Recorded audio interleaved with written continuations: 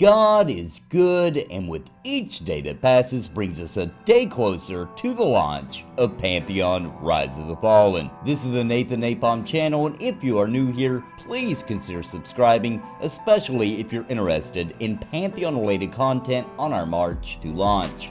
Today I want to talk about how, in many various reasons, how and why Pantheon Rise of the Fallen is going to bring the MMO genre back from the grave. Now, I don't actually think MMOs are dead. There's a lot of very popular MMOs out there, and honestly, the genre is doing okay, alright? The thing is for us, people who like the older school MMORPG feelings and that kind of world and the lore and the rich, deep diversity that the game world and the other players around you brought to it, and just it being a living, breathing world kind of thing, and that you could literally escape into this world. You get home from work or you're having a rough day, whatever case may be, you get home and you log on and you go into this world and it's an escape. And the problem is now, in my opinion, developers have been making MMOs that are less of a world and more of just a game, a treadmill. Okay, and MMORPGs need that carrot on a stick. They need that treadmill, that grind.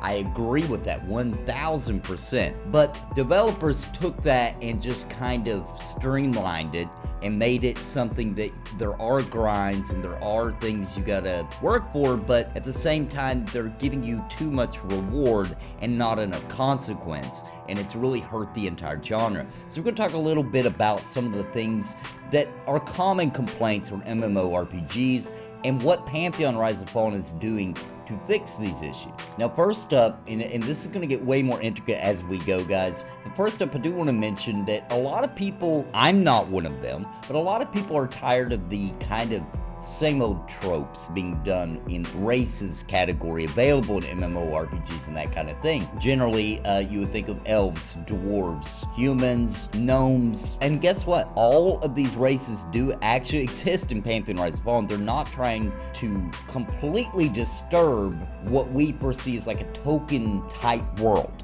But what they're doing is they're changing how we might perceive a lot of these races. Look at the gnomes, for example, in Pantheon Rise of the Fallen.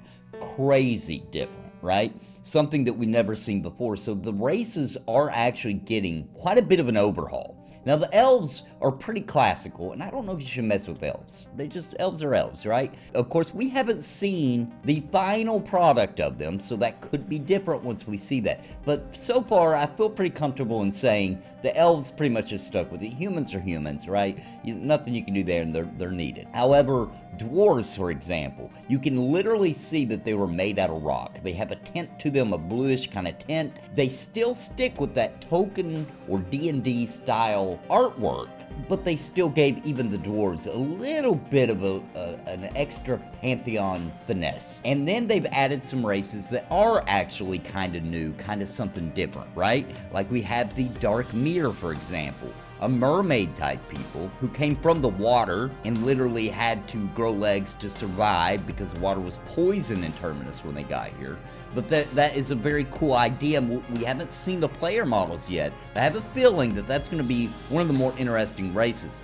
Then, if we're going to talk about interesting races, I can't even hardly take a breath without mentioning the Scar. Now, that's something brand new, and they're trying really hard for nobody to see them as like an undead type or something like that. And this is a new race, okay? So this is a new thing added to the mix. Ogres, you know, they're ogres. I think they did a good job, but once again, they are keeping with the classical sense. So as far as people being tired of the races available, there are new options here, and they did a lot to the existing kind of types that we're generally used to.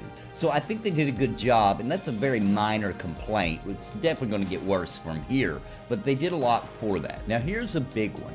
A lot of people are sick and tired of there being no consequences. Death is the very first thing that's going to probably come to your mind, as it is mine. And, you know, in MMOs today, there's like literally no consequence to dying. Maybe you start at the beginning of your instance dungeon and you have to, you know, run back through the empty rooms where you've already slaughtered all the trash mobs. It's just kind of silly, you know? It's useless, and besides raid bosses having to start at the beginning of phase 1 of that fight, there's really not any kind of consequence to death anymore. Pantheon is bringing that back. There are going to be real consequences to death. We're not exactly sure how it's all going to play out, but we can tell from the streams that at least we're looking at some sort of you're naked and you got to get back to your corpse type of system. If you want to dive deeper into that, then I do have a video on my channel talking about death and what we know so far. And also, Pantheon Plus did a really awesome stream show recently where they discussed that with the community, and that was on the Pantheon Plus U show, and you can check that out and watch the on demand. I was on there and discussed that as well. So if you'd like to check that out, please head over to Pantheon Plus channel because they go into deep detail about that. But consequence goes further than death. There needs to be consequences for everything, right? Who is in your party? What are you going without? Now here's the deal with that. Pantheon is kind of developing things, and the developers have talked about it a lot, to where, yes, they understand sometimes you may be missing something. You may not have an enchanter. You might not have that crowd control. And you do need it. This world is rough, right? The game is not easy. It's not trying to hand everything over to you on a silver platter. Having crowd control is fairly necessary. But if you don't have one, there are ways, and you can use smaller skills and stuff with what you got and make do. And that's some of the most fun I have in MMORPGs, is facing the consequences of not having what I even need in my party makeup, but still be able to do what we want to do and get some XP and grind a little bit. Maybe we're looking for a specific drop and still be able to accomplish that, and have to use our imaginations a little bit as far as how we're going to deal with issues, since we don't have that necessary party member that would normally make this particular barrier easy to get over. And that's some of the fun, but you see there's a consequence there. In that fun, the consequence is what's driving it. And it makes it more of a role-playing type experience. I'd also like to mention, when you don't have that key party member and you're having to try to figure it out. And I love that. It's one of my favorite things of MMORPGs. As a matter of fact, when I'm making groups, of course I look for what we need, you know, what is necessary. But a lot of times, I just will fill it up with whatever's available and we'll figure it out. And it's a lot of fun. You know, there may be some deaths, you know what I mean? Because you gotta adjust. And adjusting with what you have available to you, once again, is so much more rewarding sometimes. And it's something that in an MMORPG built for social gameplay is something you have to do. Even in Final Fantasy XI, you know, which is heavily, at least back then, on group makeup and having what you need for that group, and very social and party based. Even in that game, there was lots of times where you would just get what was the most available and you would roll with it, and people ended up making tanks out of classes that really weren't even designed by the developers to be tanks, and they figured out ways to do it.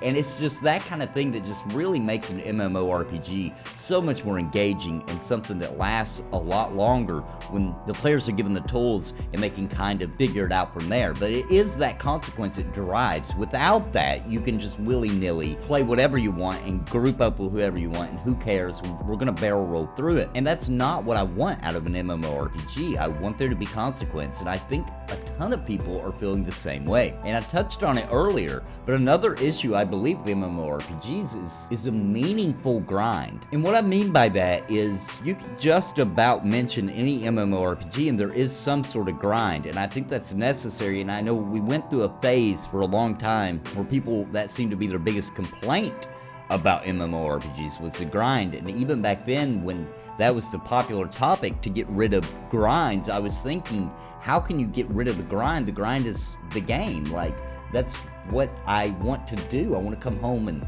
get some progress done, but I don't want to breeze through it. I can breeze through my levels on a single player RPG. I don't need a massive world. I want to be proud of my accomplishments. So that's the thing that makes it meaningful, is it doesn't need to be too easy.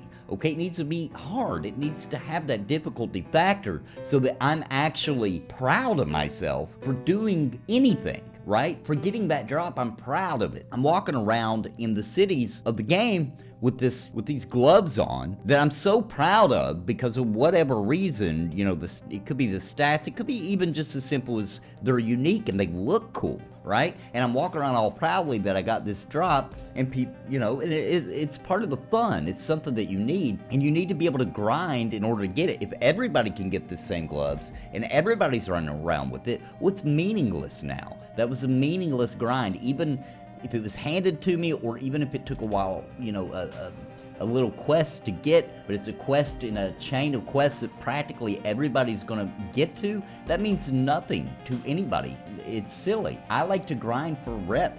I like to grind for drops. I like to grind for my levels. I like that. I like knowing that I can log on with some friends and we're all going after specific things, and you know, we're looking for better gear, and we just go into a dungeon and we're not even thinking about the experience at this time, even though we're getting some, obviously. We're there for good drops, and when they happen, when anybody in my group gets a good drop that night, even if I don't get what I want, that was fun. We had fun, and it was rewarding, and somebody got something really cool, and they're gonna remember that. They're gonna remember the moment that they got it. They're gonna remember the night that they had out grinding and looking for it, and it's a lot of fun. And if we get nothing, if we get no drops that night, then guess what? We're gonna get back together the next night, or very soon, and we're gonna try again, and eventually, you know, we're gonna start getting some of that good loot. And that's the fun. That's the point of an MMORPG, is that you're playing with other people, all have a common purpose, all right? We all have our differences in how we get there, but we're all looking for experience. We all find different ways of how we want to try to achieve the next level, and for how we want to gear our tune and everything. And that's the kind of meaningful kind of grind that we need to come back, and it's something that Pantheon is doing. It's definitely going to have that. Drops are going to be meaningful. They're going to last a while. You're not going to be replacing it in a level or two. You know, when you get a good drop and it has good stats on it and it has magical properties or whatever the case may be, you're going to be wearing it for a long time, possibly even to max level. Something you get at level 20, you could carry with you all the way to max level and still be wearing it because of some kind of boost that it gives you. And that's not to say, once again, that there won't be a grind, because these drops are rare. You'll be very proud of it. Anybody who played games such as EverQuest, they know that feeling. They know what I'm talking about. And that brings me to my next subject, which is replacing and gear creep or stat creep on the gear, and it getting crazy and out of control, and things just having to be replaced too often. So there's no point if you get this really awesome sword drop, for example, and it's all cool looking and you're really proud of it, and then in a month or a few weeks they release a new patch, and guess what? There's an even higher ceiling for the eye level, and now that sword is practically garbage. Okay, and the cycle continues over and over and over. That's something that I have to say, like the World of Warcraft, Retail, Final Fantasy 14, you know, those games do that, and you know, I get it. They're just trying to keep content coming and keep the players engaged and keep the monthly subscription going, and it works for them. So I'm not even saying they're dumb or that's stupid. It's just not what I want. I would rather these things last for longer, much longer, for years, you know, and before we finally get to a point, and I get it, eventually you might have to up the levels that you can acquire, and I like that, actually, to be honest. I do enjoy that, because you can add a lot of new content into the game, and at that point, yes, the gear that you had that used to be max level is going to be worthless, of course, when you get to that. But the thing is that needs to last a long time, and I'm going to get to how you make things last longer in a moment, but that is definitely something that Pantheon Rise of Fallen is doing, is that gear matters. It's not easy to get, and when you do get it, it means it's meaningful. Once again, that word comes up again, because without it having any sort of meaning, I mean, what is the point? And that leads me right into another topic, which is the world itself, okay? The actual world at launch of an MMORPG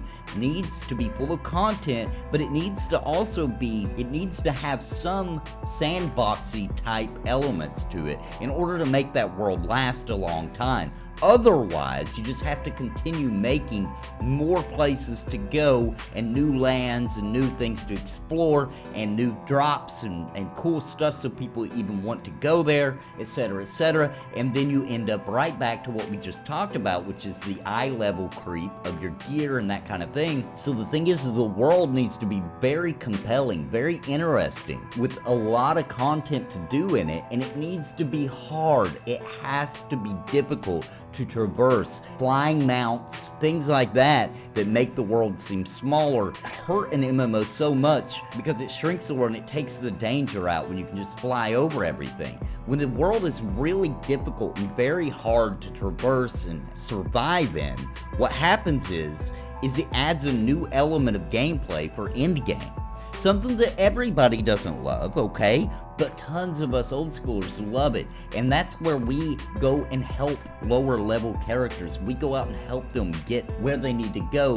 If they want to, they've decided they want to travel from one part of the continent to the other so they can meet up with their friends or with guildmates or other races or whatever the case may be. And a high level comes and helps them get there. And trust me, it's easier said than done. I've done it in MMOs countless times, and it's difficult because everything aggros to this low level because they're targeted for being a low level, and that's part of the design of making a difficult world. And so you can one-shot a lot of this stuff on your journey, or even all of it depending on where the journey takes you. But the thing is one shot will kill this person too. So, you know, it creates this new kind of layer to the game where high level characters can be these heroes, you know, these epic warriors who can come and help. And if you've ever been on the receiving side of that, and I have, where you're the low level in a new MMO, and a high level comes and they take you across these crazy lands that you've never seen before, that you had no business seeing at this low level, and he's just one-shotting everything and just, you know, carving a path for you, and it's one of the coolest. You're just like, you got so much admiration for this high-level character as you're watching them do these kind of things, and it's a sight to behold. It's a great feeling for the person doing it too, to help this person out. You don't really want to go. A lot of times you make a friend for life that kind of way, and it's a whole social kind of element that is almost practically missing almost entirely from newer MMORPGs. And I think I know that stems from the world just being dangerous and hard, and that is one of the key components of Pantheon, is that they want it to challenge you. They want it to not be a cakewalk, not to be necessarily 100% relaxing. They don't want you to just be like nodding off at your keyboard. They want to keep you engaged and keep you excited in this world, because there's a lot of conflict, there's a lot of danger, there's a lot of consequence to dying. So it all plays back into one another, into making it a better game and a more sustainable game, something that can last for longer. It's why games like EverQuest, the original, are still playable today. It's why people get so excited when classic versions of MMOs come out, such as EverQuest releasing new servers, or Project 1999 for EverQuest, or the various servers for Final Fantasy XI Vanilla, or World of Warcraft Classic. It's because they brought the danger, they brought the grind, they brought the consequences all back into the fold for you to enjoy. And those are some of the things that I wanted to bring out and talk about, just some very key principles of Pantheon Rise of the Fallen and what it's offering, and why I'm excited for the game, and why their vision fits perfectly with some of the very common issues people have with the MMORPGs today, especially as older folks, okay? Guys, I hope you enjoyed the video today. I do want to announce that I am moving very soon, and so the videos may be a little sporadic, the streaming may be very sporadic, but I am going to do my best to keep the content coming and have at least 3 videos a week coming to you. I'll have more videos for you tomorrow. I may even be able to release another video tonight. We'll see. But until next time, guys, God bless and happy gaming. Listen to what I say. I've been making videos all day. My friends all say I'm it's a video buffet. You can even hit replay. But please just subscribe. I can't even describe being part of my tribe. I'll even offer you a prize. But just please just subscribe and hit the bell notification too.